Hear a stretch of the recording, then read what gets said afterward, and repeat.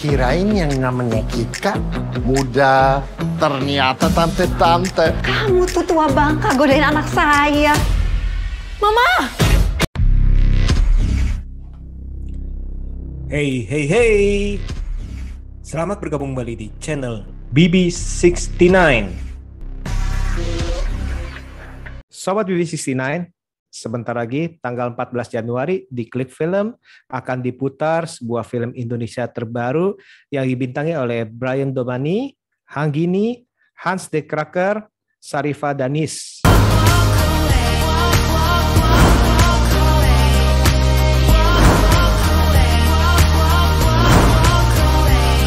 Nah, film ini sendiri diangkat dari novel yang berjudul sama nih, yang di platform Quiku, karya dari Barina Efriani. Judulnya Cek Ombak Melulu. Nah, pada bincang santai kali ini, saya sudah bersama dengan seorang teman kongko BB69, yakni sang sutradara, siapa lagi kalau bukan Mas Suroso Mis. Apa kabar, Mas? Baik. Sehat ya. Wah, sehat-sehat kita. Pokoknya sekarang ini yang penting kita harus menjaga kesehatan. Iya. Sehat lebih penting. Iya, betul. Jasmani dan rohani yang pastinya. Nah, Mas Roso, boleh cerita gak gimana bisa terlibat di dalam proyek ini? Ya, tentunya produser ya, yang telepon saya, Mas Entot Sahid ya. Mas Entot telepon saya, ngasih naskah, saya suruh baca, gimana Roso, sanggup nggak, tertarik ya, gitu kan. Saya bilang, ketika saya baca film ini, untung ini nggak kejadian di hidup saya. Wah, begitu ceritanya kan. Karena begitu saya baca ceritanya ini ya kan, wah, ini nggak kebayang ya, yang pacaran siapa, yang jadian siapa, gitu loh ya. Om Juno itu papanya Igo, Ma. Ya mama nggak tahu kamu masih berhubungan sama Igo. Tapi emang ganteng sih. Iya emang. Ya kan? Yang pacaran ini kan Anaknya. Brian sama si Hanggini, ya kan, melalui aplikasi, ya kan, karena mereka kan orang tuanya kan overprotective nih, ya kan, saking overprotective-nya MacBook-nya atau laptopnya itu ketahuan gitu kan, bahwa mereka main aplikasi Meet Me gitu kan, yang aplikasi jodoh gitu kan, terus mereka pacaran gitu kan. Ya sebagai orang tua panik gitu kan, takut kenapa ya kan, apalagi si ibunya si Kika. Laki-laki itu nggak ada yang bener pacaran, tahu-tahu hamil. Laki-laki yang tanggung jawab enggak. Bapaknya si Brian juga ya kan. Jangan sampai ada hubungan sama si cewek itu lagi. Single parent soalnya nih, latar belakangnya kan berdua, betul. Jadi biasanya kan kalau orang tua single parent itu lebih protect ya, lebih posesif ke anaknya gitu kan. Saya baca, loh kok yang jadian malah bapaknya gitu kan. Wah, untung nggak kejadian sama saya. Nggak kebayang dong, saya yang pacaran sama cewek itu, tiba-tiba bapak gue sama mak dia tuh nikah. Kata Kika, mamanya lagi cari papa buat Kika. Kalau iya emang kenapa? Terus gue harus tinggal satu rumah. Sakit jiwa. Saya cuma bisa ngomong gitu doang, Mas. Gimana nih, Go? Kayaknya kita ikutin mereka aja deh. Berarti kita backstreet ya? Daripada nggak pacaran. Terus saya bilang, ini seru Mas. Oke, saya siap. Gitu. Oke, kalau kita produce, kita mulai praproduksi segala macam ya kan, hunting, cari lokasi segala macam, casting pemainnya dapat, ternyata alhamdulillah pemain yang benar-benar kerjasamanya luar biasa. Oke, ini menarik nih. Waduh, ini jadi nggak sabar nih karena dari istilahnya dari lihat trailernya juga udah nggak sabar.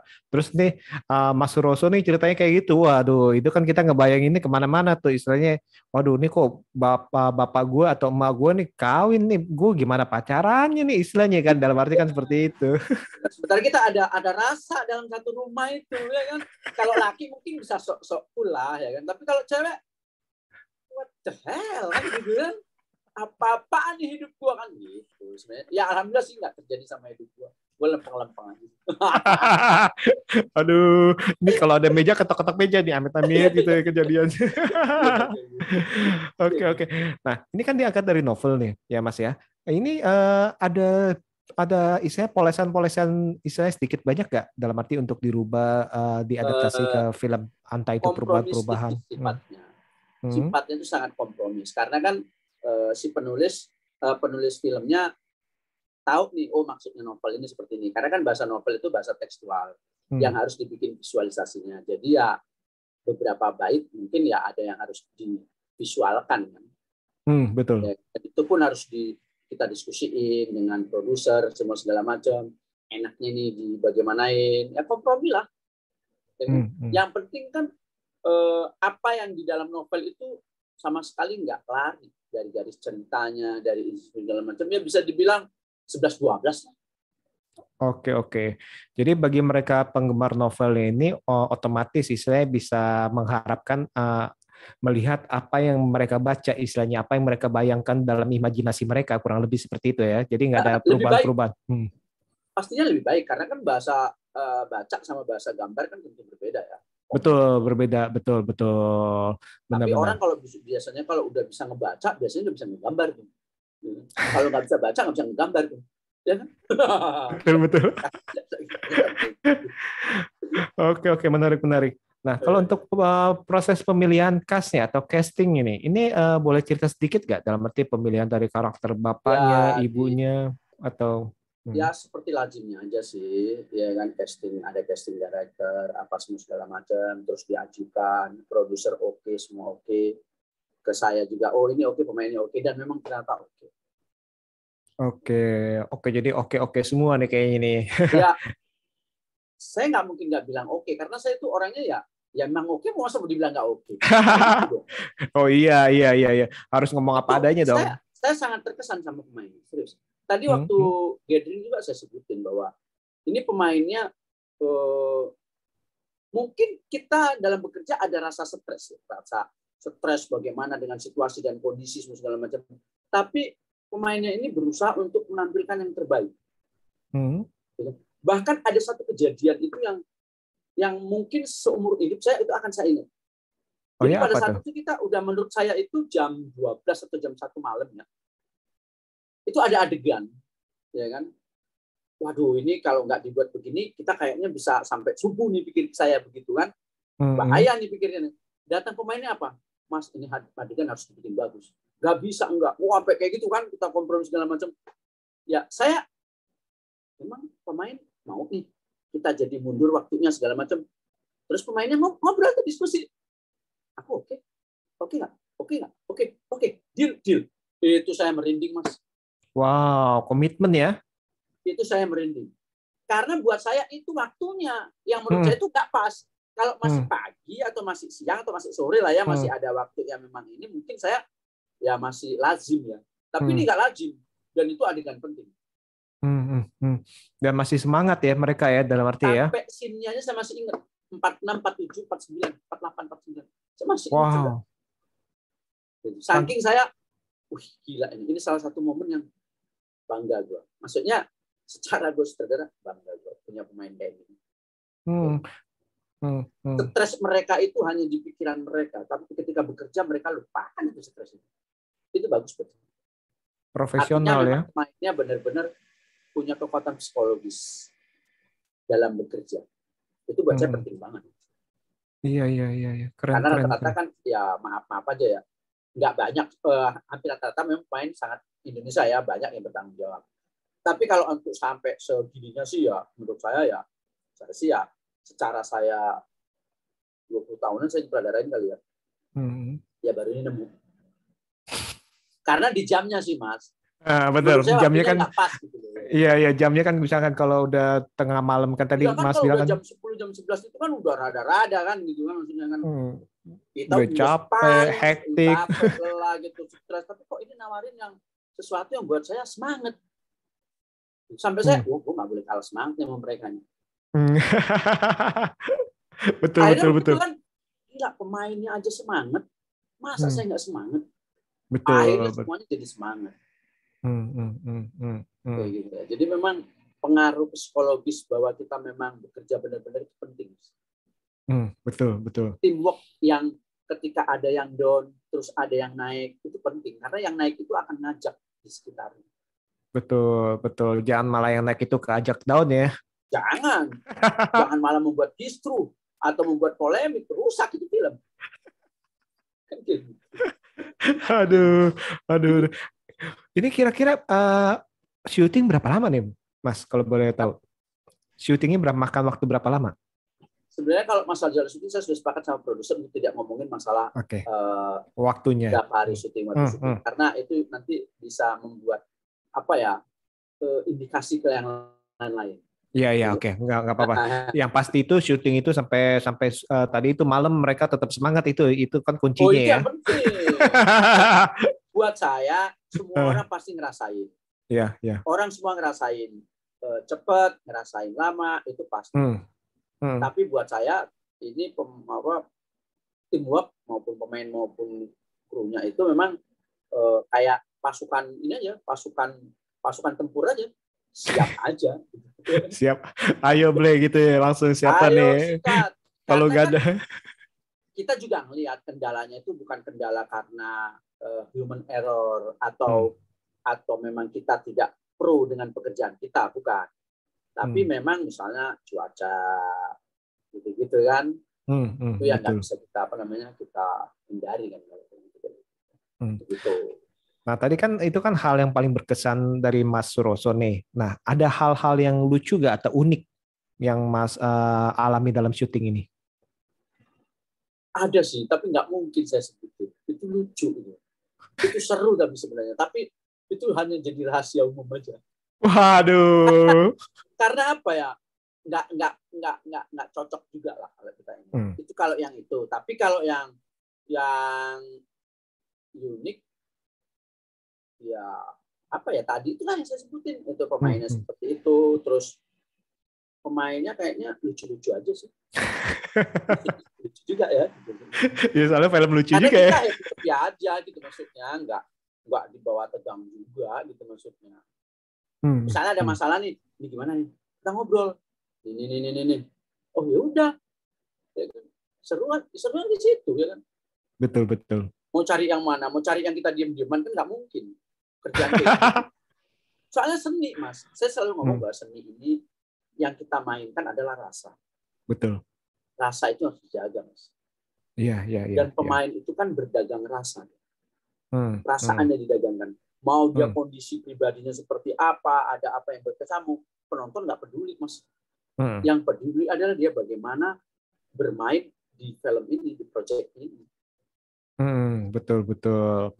Dalam arti, misalnya kita lagi happy, karakter kita lagi sedih, kita harus sedih. Atau sebaliknya, kita lagi sedih, lagi banyak pikiran, karakter kita harus happy, ya profesional harus bisa setting happy. Betul ya Mas ya? Betul. Faktor eksternal dari diri dia ketika udah menyangkut pekerjaan yang harus tanggung jawab. Lupakan itu. Tugas adalah tugas. Gitu. Jadi stres pasti namanya manusia. Tapi ketika berhadapan dengan profesionalisme, ingat tugas dan kewajiban itu lebih utama daripada rasa stres. Nah, yang aku rasain sih ya seperti itu yang aku bisa nikmati dan aku ambil hikmahnya. Menarik. Tadi kan kita udah ngomongin soal proses kejadian unik, terus yang berkesan, yang lucu, yang lucunya rahasia umum nih. Saya juga nggak tahu nih apa nih ya. Nah, sekarang tantangan yang paling besar yang Mas Suroso rasakan di dalam produksi film ini, apakah ada apa enggak? Waduh. Sebenarnya kan kalau tantangan itu sifatnya itu relatif ya. Ngukurnya itu susah, Mas. Ya kan? Saya ini cinta film, Mas. Kaki saya lagi berjalan ke lokasi, terus kaki saya kesandung, saya tuh ketawa, Mas. Meskipun berdarah kaki saya ketawa. Kenapa? Ya itulah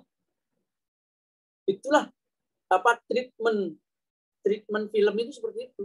Treatment kerja di film itu seperti itu. Jadi saya nggak nganggap itu sebuah tantangan ya. Jadi memang tugas dan kewajiban, Mas. Betul. Kalau saya ngomong sulit, ya nggak sulit lah. Apa yang dipersulitkan? Jadi dari sudut pandang. Iya, semuanya kita sudah sepakat. Mau ngapain? Ya, betul. Nggak lucu kalau kita misalnya seorang kreator atau seorang ini ngomong bahwa itu tantangan apa, kesulitan apa. Nggak lucu.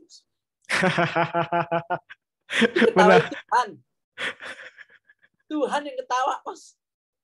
Lalu lu udah ditakdirin jadi seniman, sekarang lu gue kasih benar-benar jadi seniman, sekarang dikasih sebuah cerita hidup seperti ini, lu anggap sebuah tantangan. Wah, Mending saya anggap sebagai tugas dan kewajiban. Oke. Lebih apa namanya? Lebih apa ya? Menetralkan hati saya. Saya nggak perlu marah sama situasi. Ya kan? Menarik.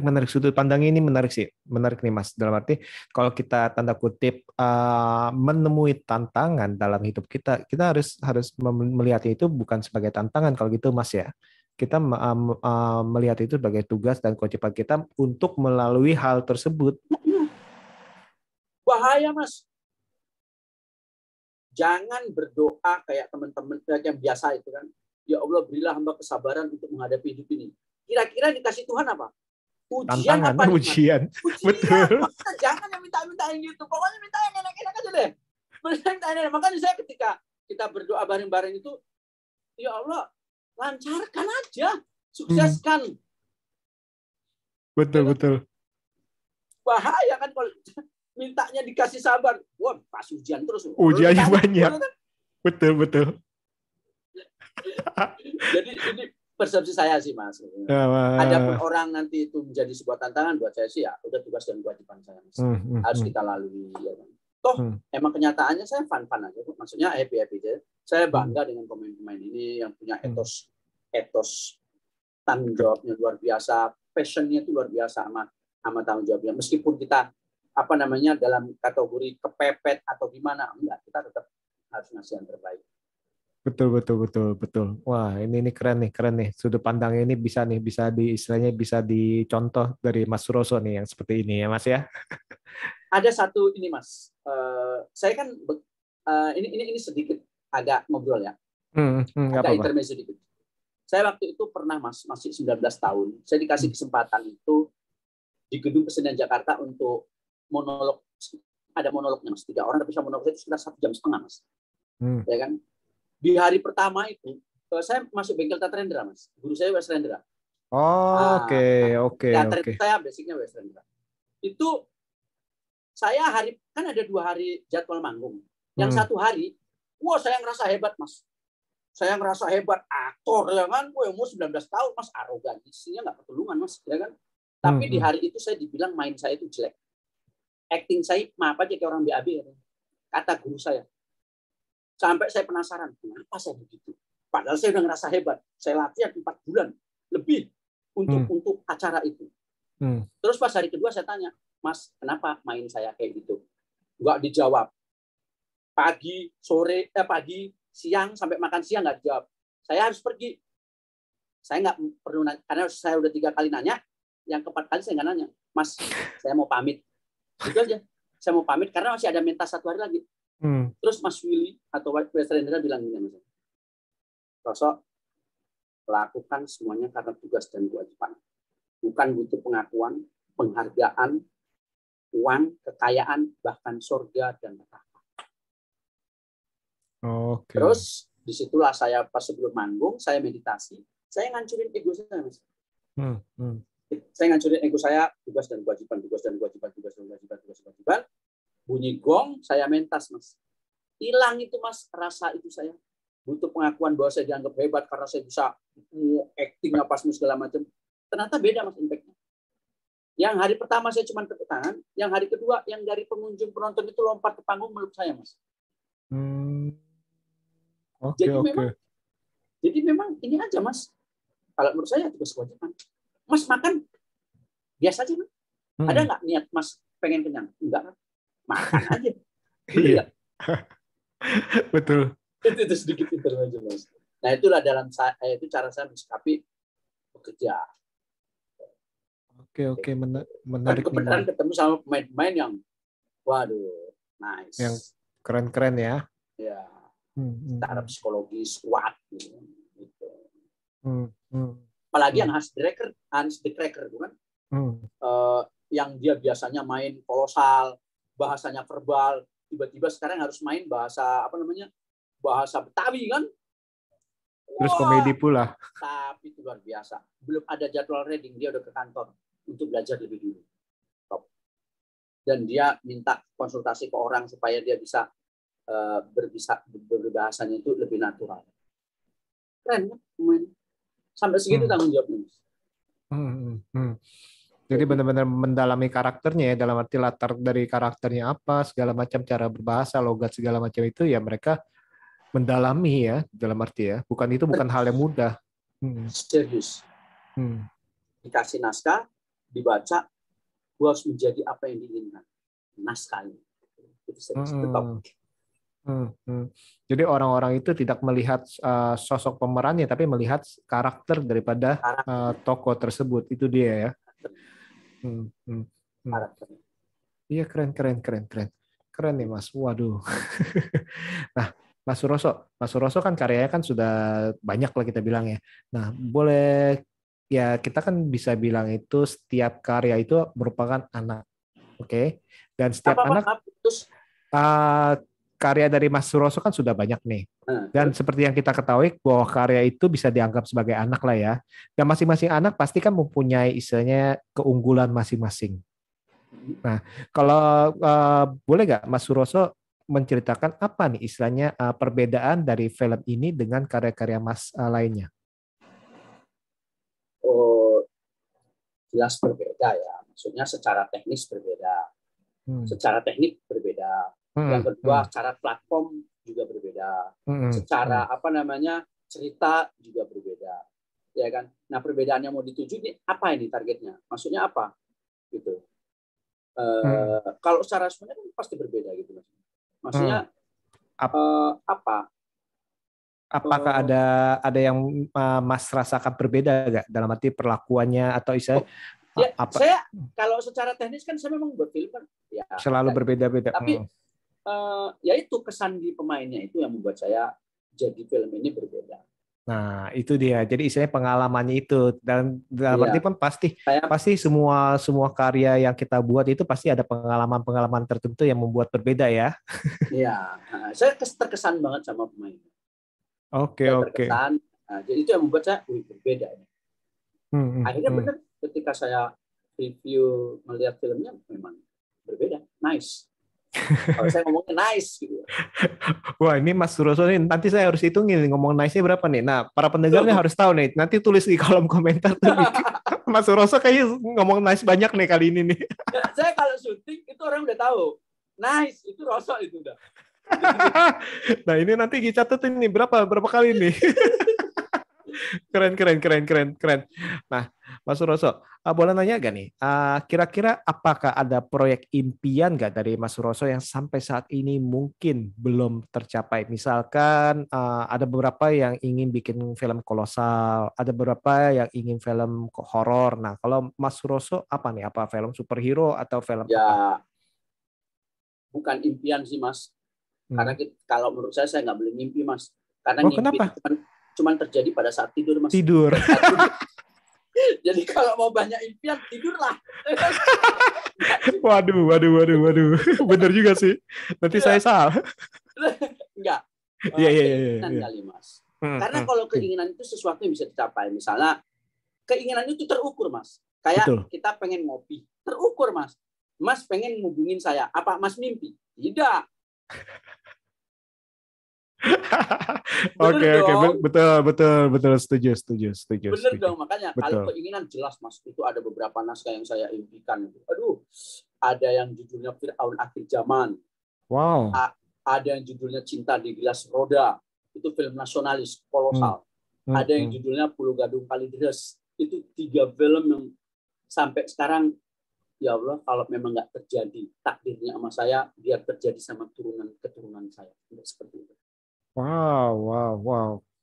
Fir'aun Akhir Zaman itu bercerita tentang pertempuran seorang kiai dengan anaknya sendiri. Tapi anaknya sendiri itu simbol dari Fir'aun. Oke. Yang terkenal, yang pengen jadi presiden sampai jalan tol aja ditutup. Oh, itu gila-gilaan. Ya. Yang satu lagi, Cinta di Gelas Roda. Itu cinta atau kemurnian negara kita ini sudah digilas sama roda. Roda itu zaman, tradisi yang sudah dihancurkan sama zaman. Itu yang mau saya ungkap.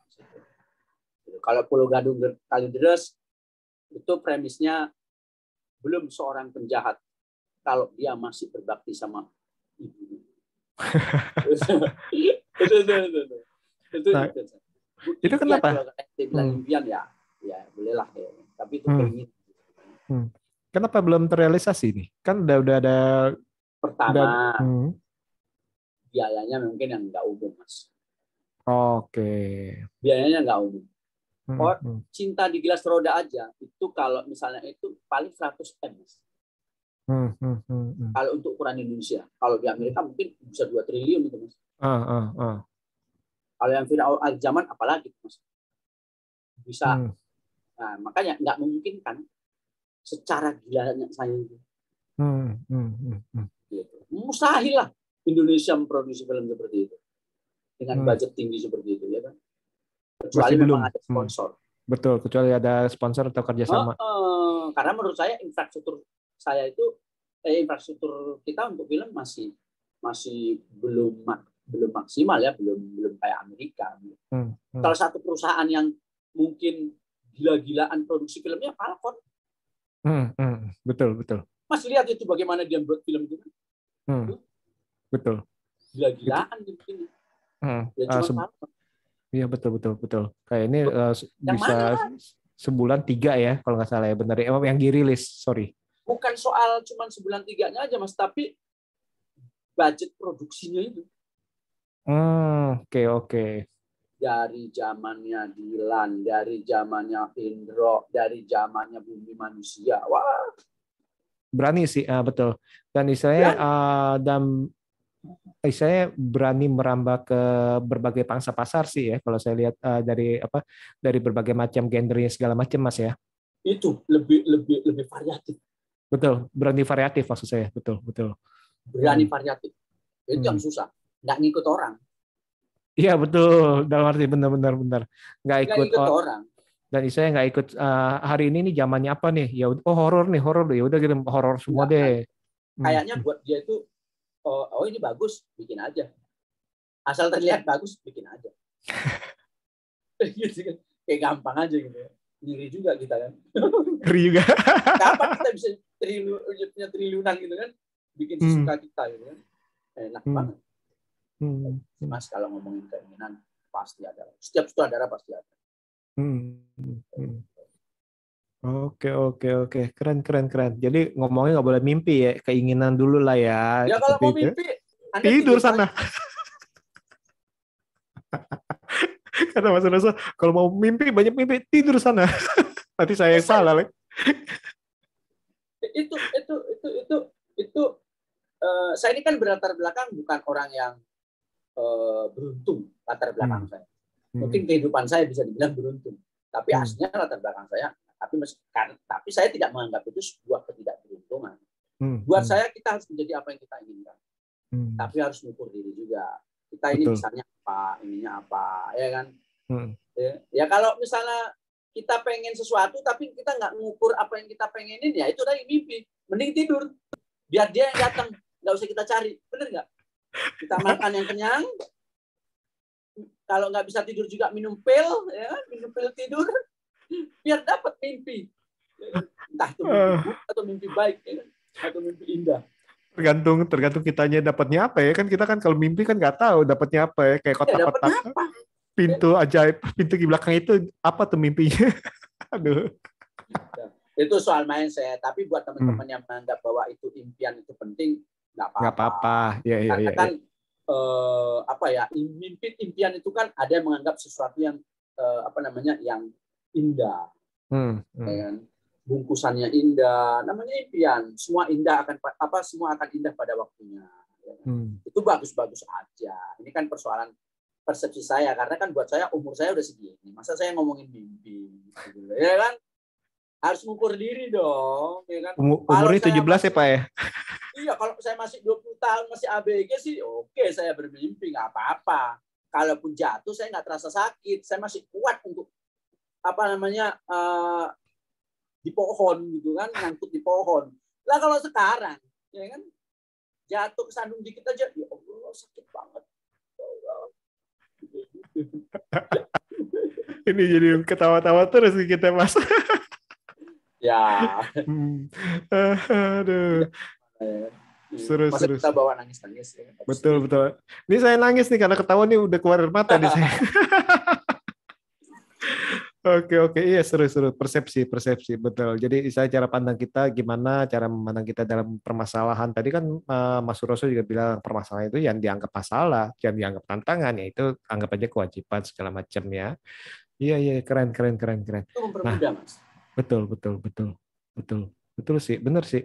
Kalau itu jadi kita melihat, ya istilahnya melihat sudut pandang itu harus berubah supaya kita tidak menganggap ini itu Mas suatu tanya deh sama anak-anak umur ABG gitu kan, anak umur yang masih muda-muda gitu kan.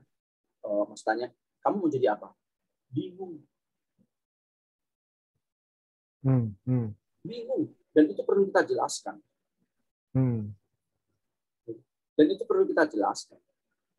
Jangan sampai bingung. Nggak jadi apa-apa. Betul.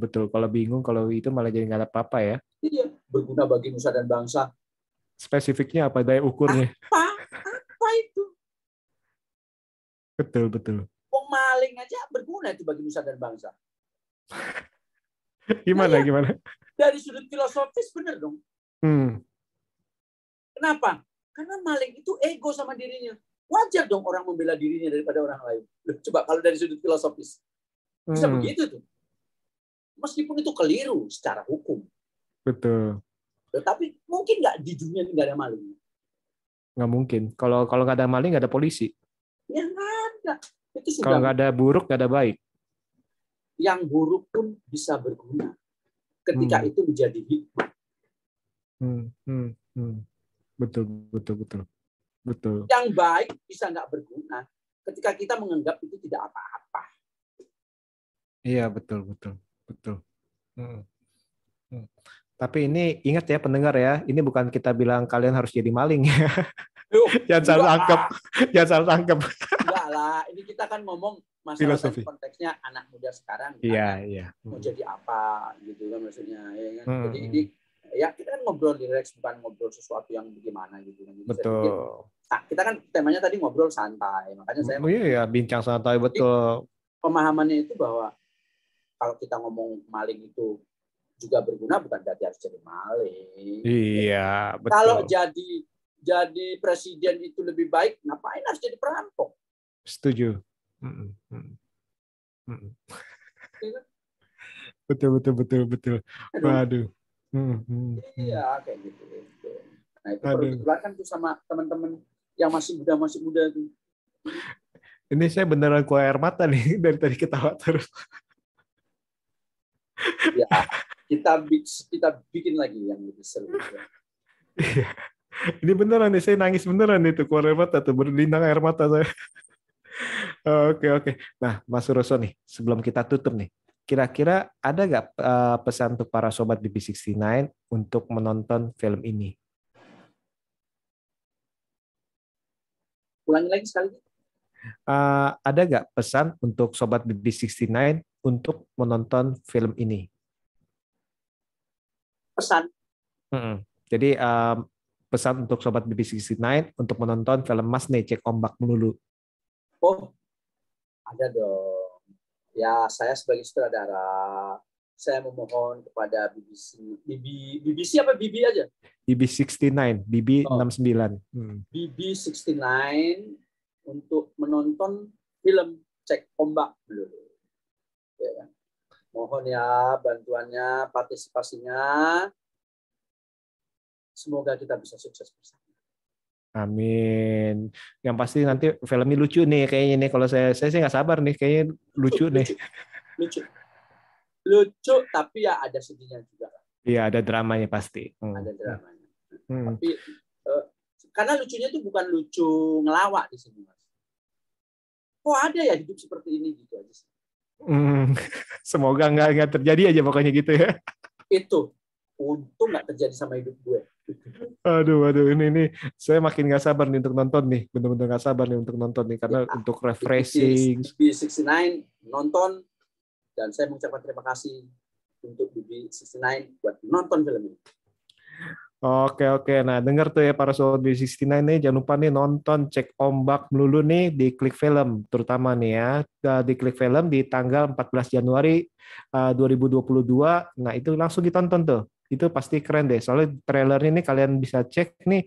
Trailernya juga udah bener-bener menurut saya sih lucu sih dalam arti ya. Dan istilahnya ini kayak ada sesuatu yang menarik nih. Bakalan jadi banyak awkward momen apa nih di dalam film ini nih yang untuk kita lihat dan kita tertawakan, malah kita mungkin aja ternyata itu ternyata ini kok mirip kayak hidup gue ya. Nah itu nah bisa kalau ada yang mirip-mirip ya boleh tuh di komen, wah ini mah hidup saya nih. Oh boleh tuh, kalau ada yang sampai hidupnya sama ini boleh tuh ngomong ke saya tuh. Jadi nanti siapa tahu jadi ini apa buat promosinya ini salah satu yang apa contoh hidup ini ya kayak gini ya ini beliau nih, coba ceritakan bagaimana contoh soalnya ada nih. Iya. Jadi saya ya benar sih. Nanti kalau misalnya ada ya kita akan tanya, menarik nih karena kita akan nanya kepada orang tersebut sebenarnya apa sih, apakah beneran terjadinya mirip gak nih kayak di film ini apa enggak, seperti itu ya Mas Roso ya. Tapi namanya film wajib happy ending yang jelas. Iya betul. Ngapain kita berjuang kalau nggak akhirnya happy? Tujuan berjuang adalah mencapai kebahagiaan, betul. Aduh nih sampai beneran nih saya nangis ketawa terus nih Iya. Sampai ke air mata nih beberapa kali nih. Oke. Mas Suroso nih terima kasih banyak nih untuk meluangkan waktunya siap. Nih malam ini nih untuk bincang-bincang santai di channel BB69, bincang mengenai film terbaru dari Mas, Cek Ombak Melulu. Sekali lagi saya ucapkan terima kasih, dan para sobat BB69 sekali lagi jangan lupa menonton film Cek Ombak Melulu di Klik Film tanggal 14 Januari. Sekali lagi terima kasih dan see you.